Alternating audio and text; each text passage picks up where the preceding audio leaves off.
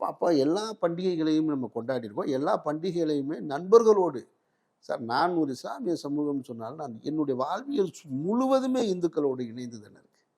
மற்ற சமூகத்தினோட இணைந்து தானே இருக்கு. நான் ஒன்றும் தனிப்பெரும்பான்மையாக இல்லைல்ல. அவர்களோடு இருந்தது தான் என்னுடைய வாழ்வியல். அப்போ நான் அவங்களோட இருக்கிற எல்லாமே எனக்கு தெரியும்.